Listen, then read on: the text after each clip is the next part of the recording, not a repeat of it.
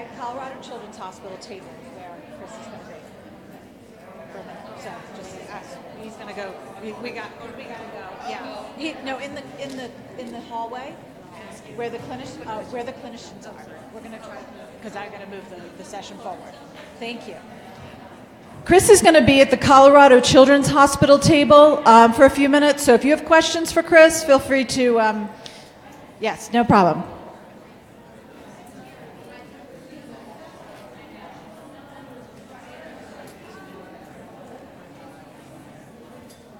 Great.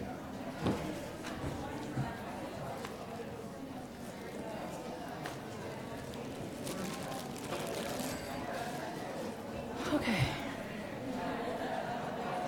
Judy, we're going to get everybody a few minutes just to get settled. Yeah, just a couple minutes, yeah. Thank you.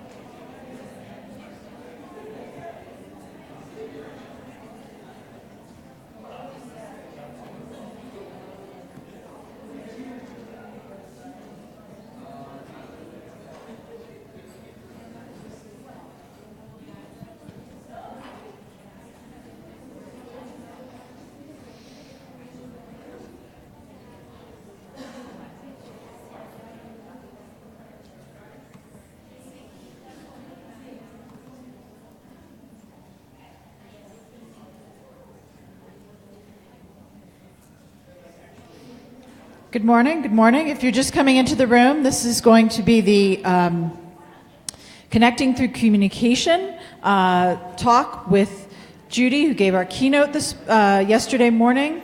We're excited to have this opportunity to talk about our children and communication. So if you are just coming into this room, this will be Connecting Through Communication.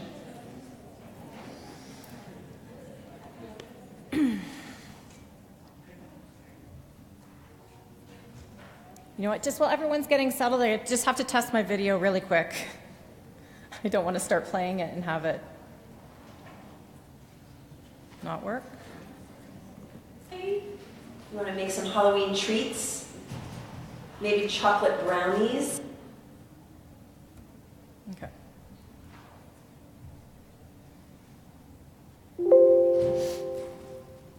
All right. Okay, so good morning, everybody. Thank you for joining us. In this room, Aurora 1, we're going to be exploring connecting through communication, formalizing initial connections anytime, anywhere, in patients with CDKL5 deficiency disorder. I'd like to introduce Judy. She obviously gave our keynote speech, and we're really happy to have her talk about the assistive technology that she works with every day. Judy. Okay. Thank you. Morning, everyone. Is everyone good?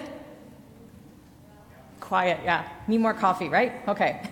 All right. So there's my topic, and what I'm going to do is I'm planning on trying to keep my talk to about half an hour because I know lunch is at noon, and I want to make sure everyone gets fed so they're all set for the afternoon, but I also want to give you time for questions, okay? So I will try and keep to that. I always try and fill in more details than I realize. So I'm going to be picking off where I left off yesterday and talking about how connection with people, remember how I talked about how important that is? That's what enriches our lives. And basically, that starts with communication. And that's what I want for your children with CDKL5 deficiency disorder. And the thing is, communication, you don't need a device to be able to communicate. It happens anytime, anywhere, for many different reasons. And when given the opportunity, and when given knowledgeable and responsive communication partners. So a lot of times we focus a lot on the child, and we forget to train the people who are working with our child. And so what happens then is they may have subtle forms of communication, natural gestures or things, and people don't recognize them or acknowledge them, and so basically their communication attempts go unseen. And then they're obviously not responded to.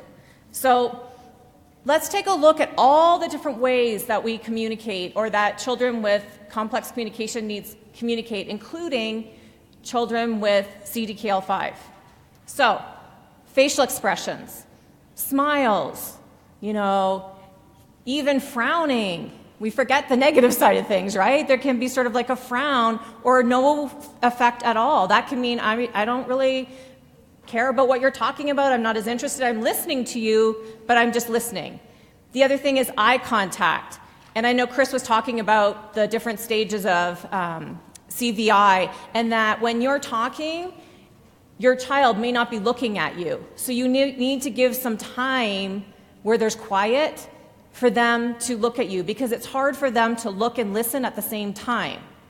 That's part of also apraxia as well as a CVI. So even if your child does not have CVI, that still may be a challenge, looking and listening at the same time. Once the sound or your talking stops, then wait time that's quiet, and then wait for them to look, and they will look.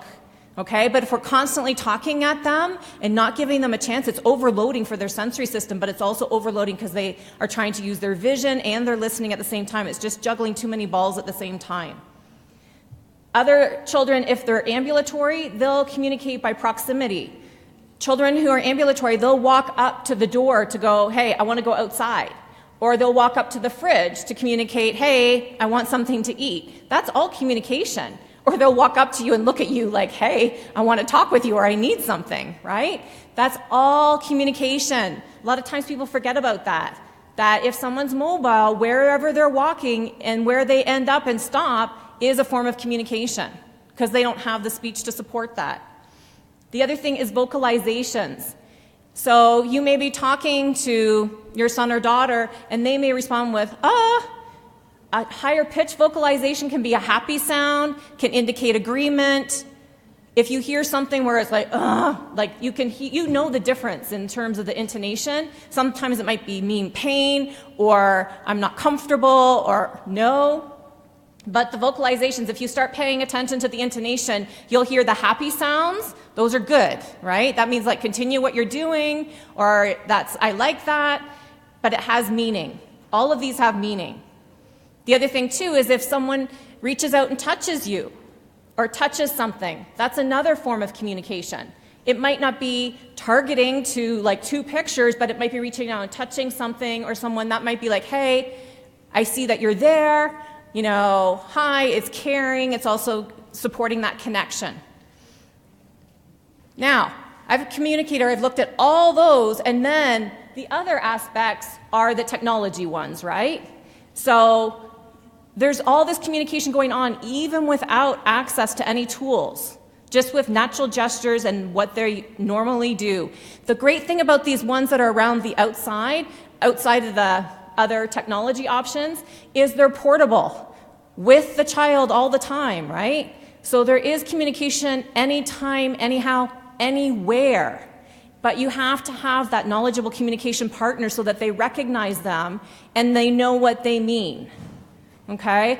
What I do with a lot of girls with Rett syndrome that I work with in the schools, we make an inventory list. Parents give information as to what the different signs and gestures mean, and we make a list so everyone knows. Those get added to as time goes on. One girl I'm working with, she's got another yes response where she's blinking her eyes. That's new, but we need to add it to the list so people respond to it when they see it and acknowledge it. So then we get into the other more enhanced things where you're adding in more options for them to respond to. And that can be light tech. Light tech means paper, no batteries. Okay? Mid tech can be like the iPad. Okay? High tech means those sophisticated communication devices that basically they call enclosed speech generating devices, where they've got, the batteries that last a longer time, more than say what a laptop would. They have also built-in infrared for controlling environmental controls. They have ability to connect to cell phones. There's all these other things that are in the high tech and communication devices. And then they also not only work with switches, but they also have eye gaze technology that they're compatible with. So when we observe natural gestures, just as I was saying before, they can serve a variety of communication functions. They can be used for greeting or initiating, gaining attention. I always think it's funny that I see in IEP goals that greetings are a goal. So-and-so will greet or say hi to so-and-so. And it's just like, you know what? You don't need a communication device to say hi, right? Because typically, eye contact or vocalizing when you see someone or reaching out to touch them if they have CVI, any form of natural gesture can be like, hey, hi, I see you, I know you're here. And so that's why when you start asking them to do it on a communication device, they don't always do it because it's like, I've already told you that. And getting them to do something that they're already doing in natural ways can be hard. We have to look at the communication devices with voice output to have other things beyond that, beyond what they're already communicating. You're enhancing. There's a reason it's called augmentative communication. It adds to what's already happening. Okay? And I think sometimes we forget that. I often see the classic thing is it's like, okay, child chooses, or they look, there's like food and drink right there. There's snack and foods right beside them. And they're looking intently at the drink. Clearly, they're telling you they want a drink, right? But then someone will say, oh, no, you got to tell me on your communication device. That's a no-go. That's not going to work. And if that's the approach that's happening, then they're going to lose interest really quickly in using the communication device. It's not worth the effort because they've already communicated it. The other thing is showing preferences, protesting, making requests. All that can be done without any form of communication device. And parents are very tuned into these. So now I'm going to take it up to the next level. In order to use more than just eye gazing to choices, or if someone has CVI, that's going to be harder for them to eye gaze to. So it's like, how do we reach those students without having a communication device? Well, we need a yes response. And we don't need to attach it to symbols. Okay? That's higher learning. That's more complex learning. That's going to take longer to learn. That doesn't mean you don't present the symbols. You're just giving them another way, but that's not the first thing you're looking at for a yes response. Different forms of yes responses. You can do this with your son or daughter already, and maybe you already know what their natural yeses are. Typically, they have more than one way to communicate a yes. And it might not just be yes, it might be yeah, I agree with you, yeah, or so it can be looking to their communication partner. Sometimes children have an eyebrow raise that's very consistent, and that's normally while you're talking to them. Some may have a natural head nod, or they'll turn in the direction of their communication partner, or they'll turn their head a certain direction. There's a consistent motor movement that you see. It can also be like a gross swipe at something. It's like, yeah, that's yes, I want that. A vocalization, smile, anything. This is not an exhaustive list. This is just to get you thinking, okay? And what happens is a lot of times people talk about a best yes, but that implies there's only one yes response. No, there's multiple ways. Think how many times we communicate when someone's talking to. We say, we have eye contact, we acknowledge. There's lots of different ways that we give a yes response. Children with CDKL5 deficiency disorder have the same innate ability. It's just us, we have to tune into it and identify them and then reinforce them, okay? And so you want to be open to what they're giving you at any point in time. And I'm going to show you an example video. And I'm telling you right now, it's not of a child with CDKL5 deficiency disorder. However, last night, while I was at the tribute dinner, I got a chance to work with and talk with some girls and with their families. And one girl I was watching, and her dad was reading a book to her and just asking her when she was ready to have him turn the page. And she quickly looked over to the side. And it wasn't looking at him necessarily, although he was more on that side, but it was just it was a very clear motor movement. She also, even prior to looking over to that other side, she also smiled before that. That was easy. Smile is much easier than a total head movement, right? And so then I'm like, so this morning and last night I'm like, okay, do I show this video? It's of a girl with Rett syndrome. And it's during a conversation, but you see all her different ways she's communicating yes. She's not using her communication device at all. But I just am showing it for the purpose, not for comparison or anything, but just to get you thinking and have a visual, because I know video is really powerful. And so you can start seeing, oh, look at all the ways that she's communicating yes within a conversation. She's not using anything else except her natural gestures. The other thing to remember, too, everyone gets hung up on yes and no. You need a clear yes and no. You know what? The absence of a yes in my opinion, and in my professional experience, is a no. Okay? So you don't need to keep working on the no. The no can't, sometimes it will develop over time. They'll look away or there'll be no response. And so you're reinforcing that, hey, what I'm looking for is that yes, that affirmation. Okay, so here's the video. Oh.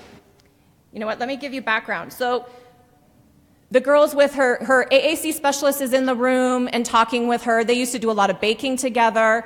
The girl had come in, and there's a secretary at school that does lots of baking, but her arm was broken. And I had said to her, I'm like, oh no, you can't bake. And she goes, well, you know what? Actually, I made like a lemon pound cake or something like that. It didn't turn out as well as normally. She's listening to this whole conversation.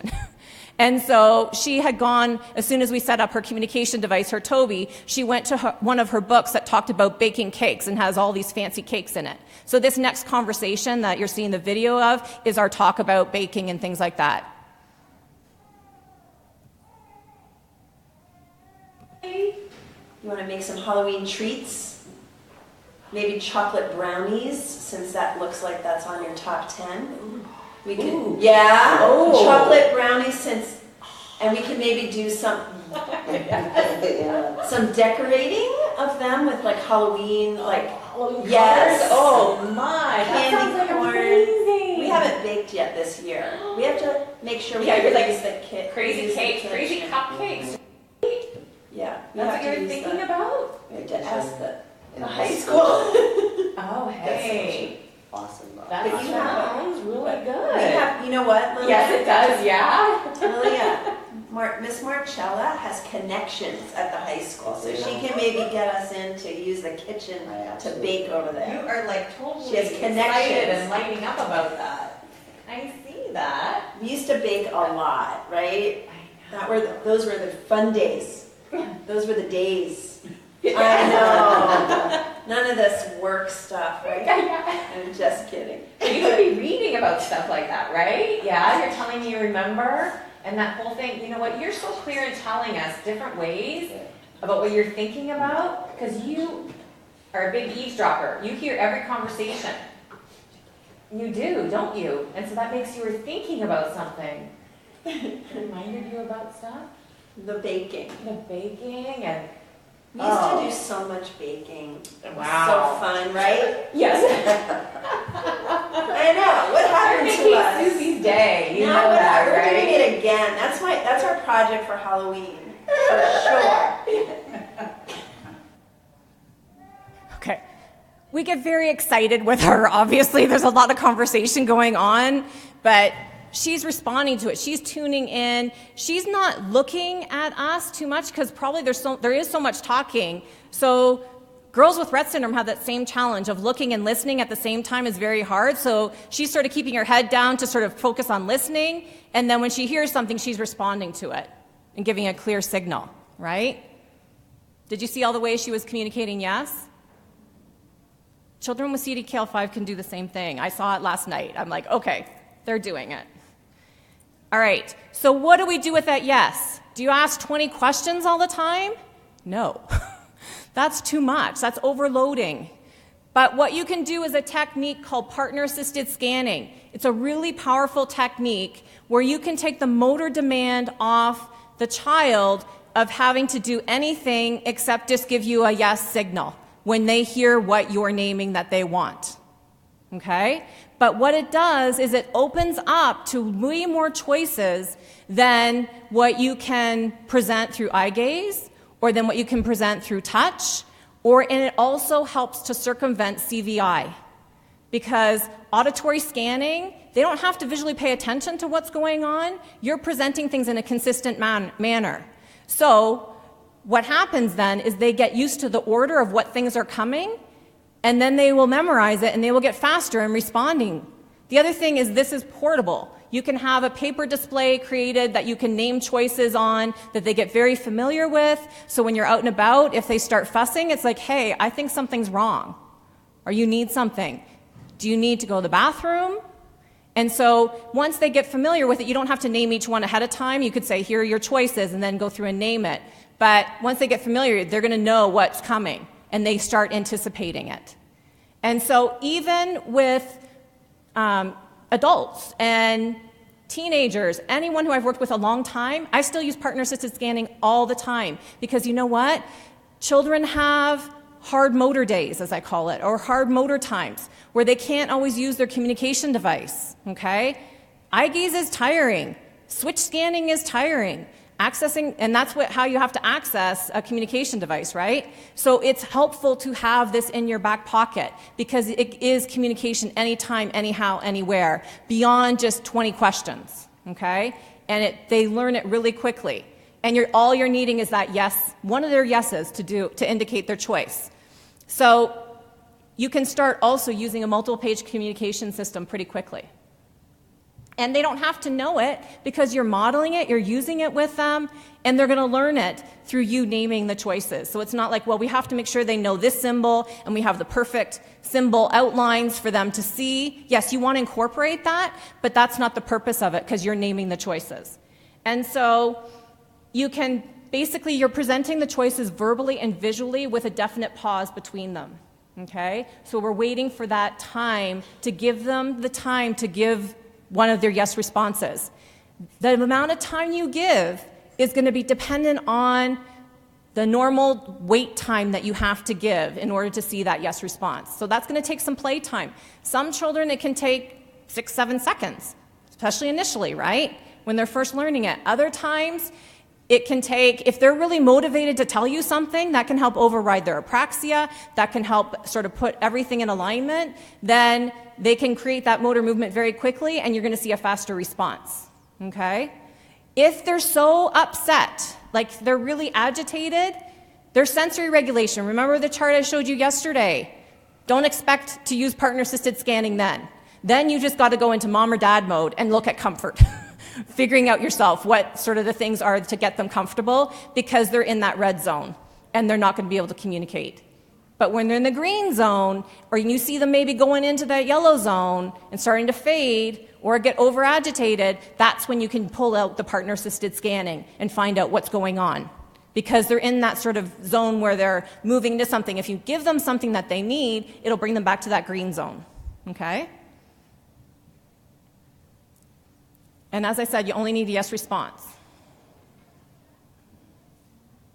So, what I was doing yesterday, I was telling you, oh yeah, we can do it on the iPad, we can do it on this, and then I'm like, wait a minute, yes, you can do it on the iPad, but in looking at the different apps that are on the iPad, none of them are great in the sense that there's nothing already made, okay? So you'd have to make it from scratch. The one, if you're going to do scanning where it's actually you naming the choices, there's an app called TouchChat HD. Again, there's nothing in there that's going to support sort of, not core language use and things like that, which is you want really quick things to be in there, sort of like what you had seen with me use with Samantha yesterday. And then also another app is called Go Talk Now Plus. That has actually scanning built into it, auditory scanning, which is great. But again, you have to build it from scratch. So I know how busy parents are. If that's going to have to happen, it's probably not going to get done, right? Because it's just one of those things that get added on the to-do list, and I don't want communication put on hold. So what I did is I had an aha moment last night after the tribute dinner, and I'm like, wait a minute, I already have something in Communicator 5, what I showed you with Samantha, right? It's already set up for vision. It might not be perfect for your son or daughter because they might need more high contrast symbols against a black background, but that can easily be changed.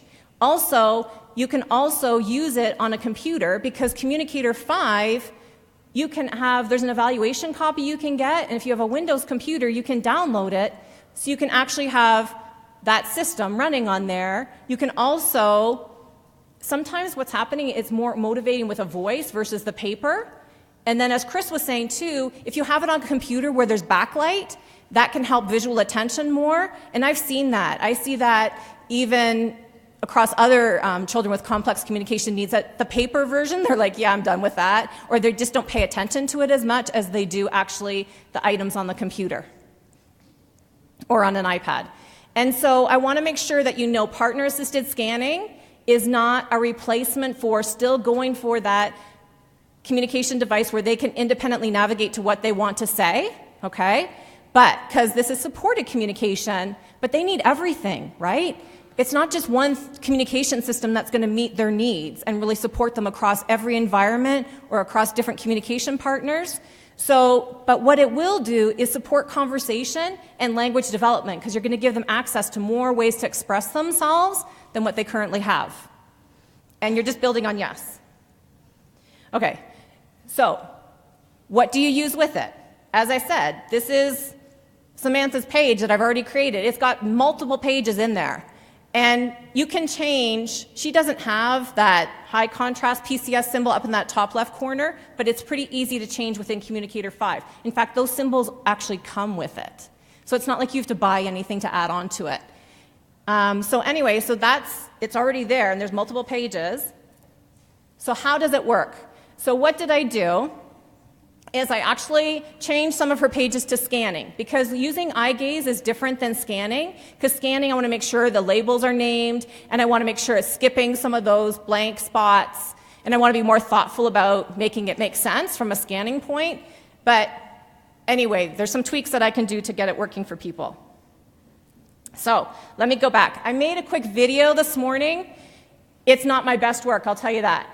Okay? So normally what I would do, if I was doing this for the first time and introducing it, I would say, okay, here are your choices on this page. You can tell me what you think about something. You can tell me something's wrong. You can say a greeting to me.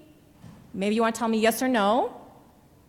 You want to go to more options that are off this page. See, so it's not totally the way I would have it. It'd be like I'd have that name specifically. So I'd go through that, and then if I saw them give a yes response, then I would go back over slowly and say, okay, now that you know what's available, tell me what you want. Do you want to tell me what you think about something? And so I'm going to wait, and I'm going to watch and see if there's a smile or anything like that that indicates a yes. And it's like, oh, I saw you, and I will tell them back, I saw you smile, so you told me you want to tell me you think something. So I would then navigate to that page. And then there's options through that. So I'm just giving you the quick lowdown. It doesn't come across that way in the video perfectly. So I'm going to show you how to use Communicator 5 with partner-assisted scanning, and I have the scan setting set so it's 2 switch step scanning. So I'm pressing the right arrow key to move through the choices. I think. And I'm looking to see if the child's giving me a yes response to, do you want to tell me what you think about something? And she indicated yes. She looked at me. I'll tell you what I think. So I just pressed the space bar to select that. Go back to main. Good. So do you want to tell me a good comment? Bad. A bad comment? Ooh, it's something bad. Give me a yes. So I'm going to press the space bar. Now here's your choices on this page. Go back to main. Horrible. Do you want to tell me if it's horrible? Oh, you're moving your body to tell me yes. It's horrible. Oh, what you just ate, that new recipe I tried, you thought it was horrible? Oh dear. I'll have to look up some new recipes to try. Okay, obviously I was ad-libbing, right? But I was giving you an example of what, you sort of respond to what the context would be within the situation of where they're trying to initiate and gain your attention and use this, okay? But do you see how that can work with partner-assisted scanning, but you already have something that can be tweaked. Obviously, I'll tweak it so that you then have something that will work. So, and I'm not going to go through all this. It's sort of there for your reference. There's a lot of tweaking I did in Communicator 5 to get it to work and do it the way I wanted. And also so it would blow up those buttons so you could see them magnified. So I'm sure at this point you're a little overloaded. It's almost lunch. Hang with me a little longer. So I'm not sure how many of you know, probably because your children have CDKL5 deficiency disorder, you don't know about Rett University. It has the title of Rett University, but they're definitely doing courses more for children with complex communication needs, and it's an avenue for me to be able to develop a course for you guys, specifically for children with CDKL5 deficiency disorder and other children who have cortical vision impairment.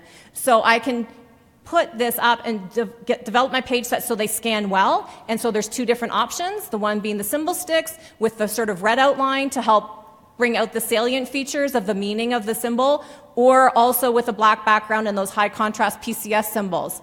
And then you would have access within the course to what I've already developed, and you'd learn how to get it up and going on a Windows computer. And without using switches at all. Basically, it's just another medium to present choices. I would also in the course show you how to print out a paper copy of what I've developed. So anyway, that's an option. You might want to write the website down.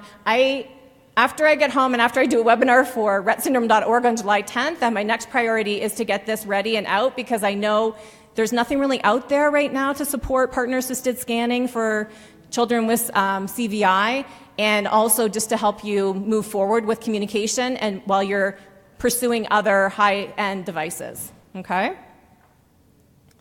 The other thing I want to show you, as I said, one solution doesn't fit all. There's a new, I'm sure a lot of you have heard of like a step-by-step multi-message sequence recorder. Well, this is a new one that's out, and I like it much better. And the reason why is because it allows for natural interactions and conversations, because what it is the second level is what's called randomized and eliminated. So once a message is spoken, it's not played in that sequence again. Versus just randomized, where you could get the same message over and over again, 3 times in a row, 4 times, you don't know, right? And that is boring, that doesn't engage other children, and it's repetitive, and it's not natural. Because we don't say the same thing over and over again unless we've not had our coffee and not had enough sleep the night before. Then that can happen, but not to the extent that this might.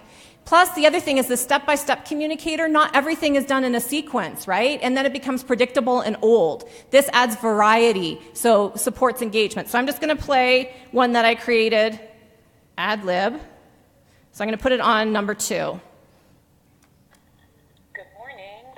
Oh, let me turn it up. Are you ready for lunch? Where's your yeses? How are you this morning? Okay. Did everyone have a wonderful time at the tribute dinner last night? Yes. Okay, so did you hear that beep? I just got this before I flew out here, so I was like, what? That can be a little startling initially. Basically, it tells that's the end of the sequence, and it would go back to randomizing again.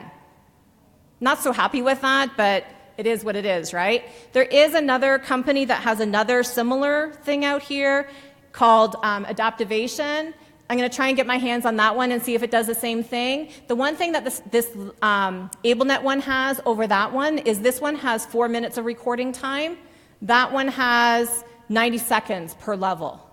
So on the randomized eliminator level, you'd only have 90 seconds. So it doesn't give you as many options of what you can communicate. But you can use this, your child could use this in class to say, I know the answer, or when they're out playing a game, and just adding to it so that they can be actively involved. A lot of times these kiddos are left on the periphery, right? This is a way to get them involved just through communication, and really easy communication. You can plug a switch into this, and I'll be talking about switches more this afternoon in my session at 1. And so it doesn't have to be that they're using their hand or that you're putting it up to their head or something like that. You can plug a switch that works for them into it. Okay. Any questions? Okay, I didn't do too bad. I have 7 minutes still. Did everyone have a wonderful time at the tribute dinner last night? Sorry. Now I am repeating myself. Okay. Okay. First we'll go to Susan and to Chris. Thank you. Hi. Hi. My daughter's 11, and we haven't had much luck with her looking at screens. She doesn't like TV. She doesn't like iPad. Sorry, I'm nervous. I hate talking in front of people. What they've done at school, her teacher for the visually impaired came up with a calendar box and an object schedule system, like kind of the Perkins blind for the blind. And we're seeing some success with that in communication, because she can kind of they can show her objects. And have you had any experience with transitioning that into either a paper form of pictures. She has limited interests, so you can show her a picture of a cup and a picture of a ball, and she's always going to touch. Her hand motion is pretty good. She's always going to touch her cup. She's interested in her food and her drink and not a whole lot of other things. So what is that? A preferred object, non-preferred object, we kind of have problems with that because, yes, I want my food. Yes, I want my drink. Okay. I don't care about the ball and the scissors. So the thing is giving her access to voice output that doesn't require vision, just to have her have some sense of control, right? With a switch or something. So I would even look at the gameplay, because what you want to be looking at is moving beyond that choice making.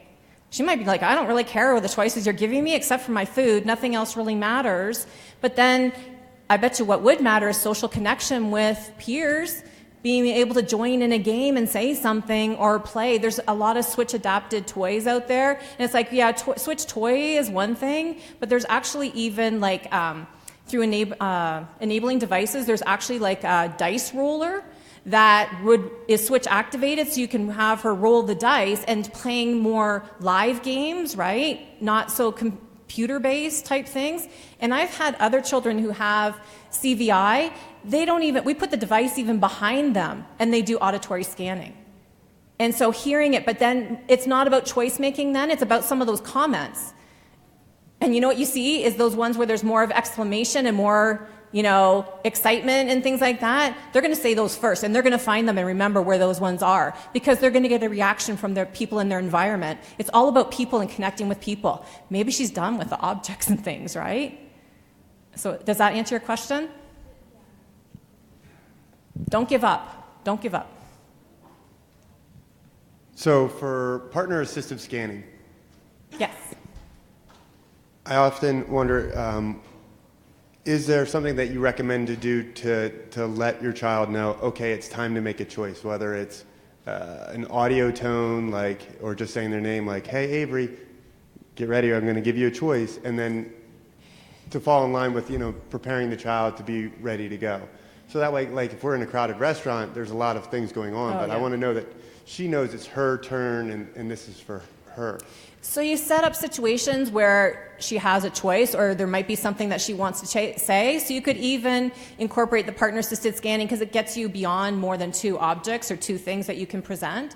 You could even have, it's like, I do a lot of play with kids who are younger. And then it's more like, okay, what do you want to do? And you don't have to do it with the high-end thing. I was just showing you that that's an option. You can even have symbols that say they're, just even bubbles. Let's say that, for example. So you could have bubbles. It's like, well, what should we do with the bubbles? Should I blow the bubbles? Should I pop the bubbles? Should I stomp on the bubbles? Or should I catch the bubbles? So you can say, those are your choices, right? And then when you hear the one that you want, you tell me. And so then you go through it again. And so it's within the play, but she's making a choice of an action, something that's going to happen. What I think we get stuck at is once you make a choice for a toy or an object, unless you're doing some activity with that and there's other words that you're introducing to expand that communication, it's a sort of a dead end. Okay, you want to play with your, I don't know, maybe you want to listen to music, right? Unless they have some control over that music, or they interact around that music where you're asking them, hey, what do you think about that song?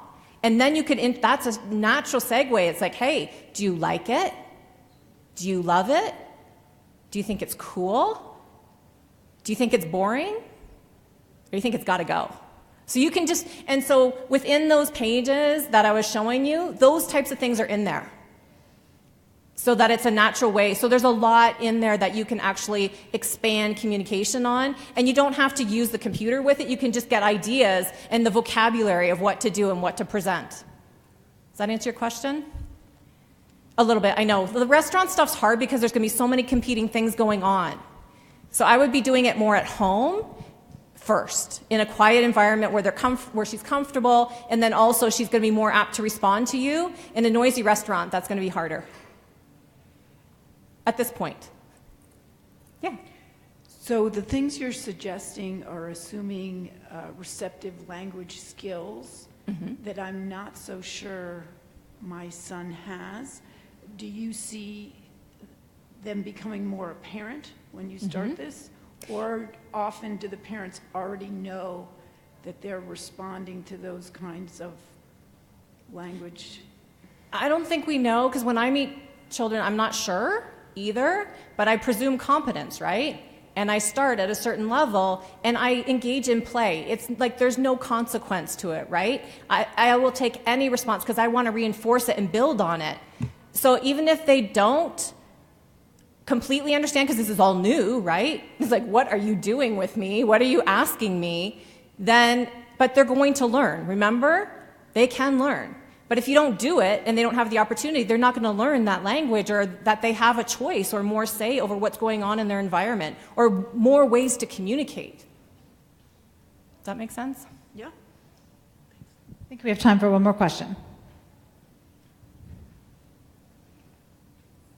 Oh, up front, I think. Yeah.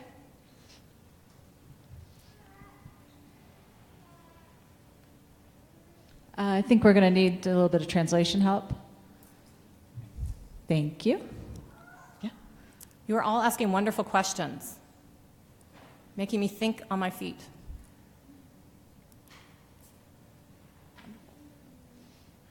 Great, thank you so much. Bueno, sé que cada uno de nuestros niños son diferentes. En mi caso, veía que Valentina, mi hija de 4 años, siempre se sentía o muy triste, o muy abrumada, o muy ansiosa, o se movía mucho, como a veces como desesperada. Y yo decía, pero ¿cómo puedo entablar comunicación en una situación así? Y siempre buscando alternativas y opciones. Llegó a mis manos un libro traducido de Annette Baniel, de un método. Leí unas 3 páginas, eso hace poco. Valentina estuvo internada en la clínica hace unos días atrás y tenía muchas horas con ella. Y leyendo unas primeras páginas, hice algunos ejercicios con ella y logré sentir una conexión sin palabras que no había sentido antes, y donde pude tranquilizarla y sentir una conexión que no había una comunicación objetiva, sino una comunicación que sentíamos ella y yo, que de verdad que me pareció algo increíble, y sentí que en base a esa atención que ella me estaba dando, podía hacer ya muchas cosas. ¿Cómo poder encontrar ese punto donde tú puedas tener esa base para comenzar esta comunicación con tu hijo y saber llegar a él o a ella, ¿no?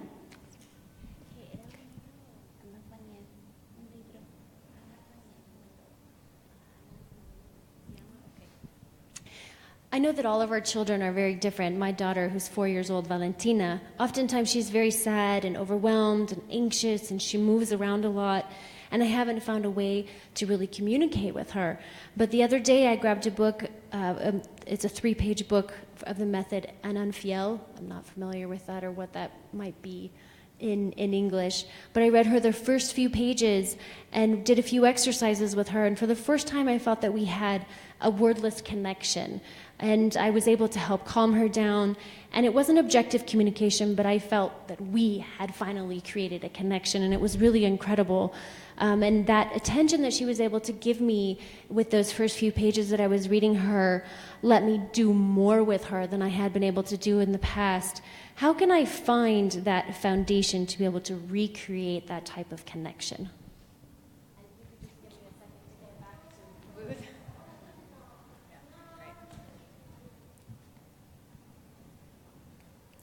She wants me to wait just No, to... no, no, I know, I'm just asking, are you okay? Do you understand the question? Yeah, there's a lot. Okay, okay.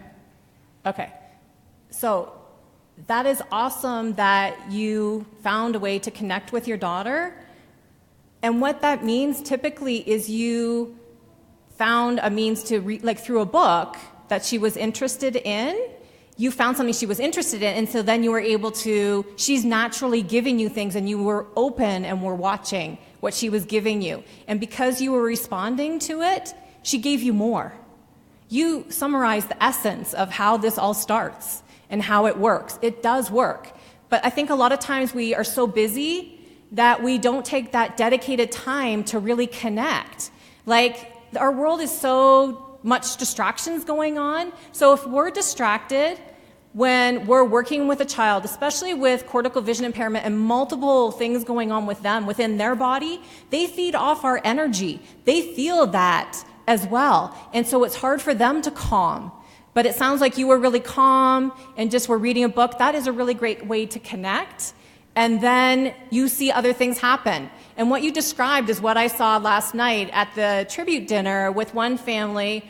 Their daughter's 4, and her sisters had bought a book, a very cool book that had a little turtle head that popped out, and she was so engaged while her dad was reading it. But it was a really, even though there was all this other stuff going on with the tribute dinner, after the speeches and stuff, she was totally into it and engaged, and we saw a lot of communication coming out, and very consistent. So what you said really inspires everybody to be, just take the time to stop what you're doing, even 10, 15 minutes, like you said, can just really open the world. And once you start seeing that way, what your daughter or son is giving back to you in communication, and you respond to it and acknowledge it, it's just going to keep blossoming and growing. So thank you for your question. It was awesome. Okay. Want to thank Judy very much for her talk today. It was excellent. So thank you. Thank you.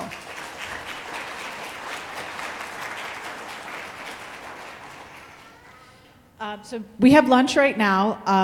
At 12:50, there will be a photo of siblings in the cafe. So if you have a child with CDKF5 and you brought along their sibling, please make sure to meet in the cafe for a photo at 12:50. And we will get back here at 1 o'clock to discuss in this room. Hold on one second. Sorry. In this room, we will have the session on... Me again. And so in this room, we have... nope, not independent voices. All right, we'll say in Aurora 4, we have independent voices.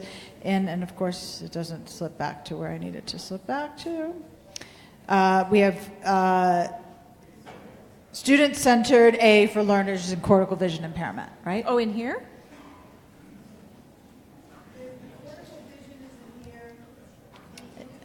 It doesn't have a room on it. Yeah. Aurora 4, okay. Yeah. Yeah. Thank you. Right. So the student-centered AAC for learners with cortical vision impairment will be in here. Okay? Thank you. Enjoy lunch.